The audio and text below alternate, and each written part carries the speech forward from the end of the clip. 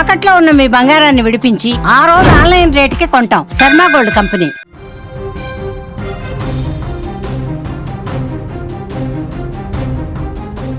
భారత Olympic association అధ్యక్షురాలు Rajya Sabha MP PT Usha భర్త ఇంట తీవ్ర విషాదం చోటు చేసుకుంది. ఆమె భర్త వెంగళిల్లి శ్రీనివాసన్ కన్నుమూశారు.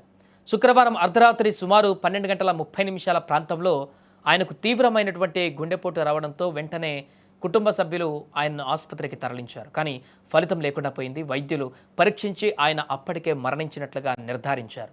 గత కొంతకాలంగా ఆయన వయస్సు సంబంధిత సమస్యలతో బాధపడుతున్నట్లుగా తెలుస్తోంది. శ్రీనివాసన్ మృతితో కేరళలోని వారి నివాసం వద్ద విషాద ఛాయలు అలుముకున్నాయి. పార్లమెంటు సమావేశాల నేపథ్యంలో పిటి ఉష ప్రస్తుతం ఢిల్లీలో ఉన్నారు. భర్త మరణ వార్త తెలిసిన వెంటనే ఆమె హుటాహుటిన కేరళకు బయలుదేరి వచ్చారు. ఆయన హఠాన్ మరణం పిటి ఉష కుటుంబంలో ఇప్పుడు తీవ్ర విషాదాన్ని నింపింది. పొన్నానిలోని కుట్టిక్కర్లోని వెంగలి తరవాడ్కు చెందినటువంటి నారాయణ్ సరోజిని దంపతుల కుమారుడు శ్రీనివాసన్ సిఐఎస్ఎఫ్లో డిప్యూటీ ఎస్పీ హోదాలో ఆయన రిటైర్డ్ అయిపోయారు.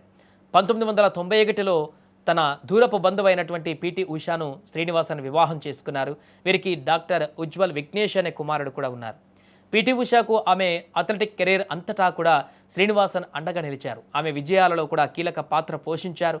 ఉషా స్కూల్ ఆఫ్ అథ్లెటిక్స్ అభివృద్ధిలో శ్రీనివాసన్ కీ రోల్ ప్లే చేశారు. ఆయన భౌతిక కాయాన్ని సందర్శించేందుకు క్రీడాకారులు, రాజకీయ నాయకులు భారీగా తరలివస్తున్నారు.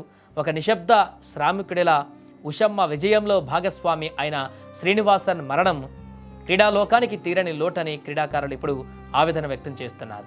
శ్రీనివాసన్ మృతి పట్ల ప్రధానమంత్రి నరేంద్ర మోదీ ఫోన్ ద్వారా పిటి ఉషాకు సంతాపం తెలియజేశారు. కేంద్ర మంత్రి కిరణ్ రిజిజుతో పాటు పలువురు రాజకీయ క్రీడా ప్రముఖులు ఆయన మరణానికి దిగ్భ్రాంతి వ్యక్తం చేస్తూ కుటుంబ సభ్యులకు కూడా సానుభూతి తెలియజేశారు.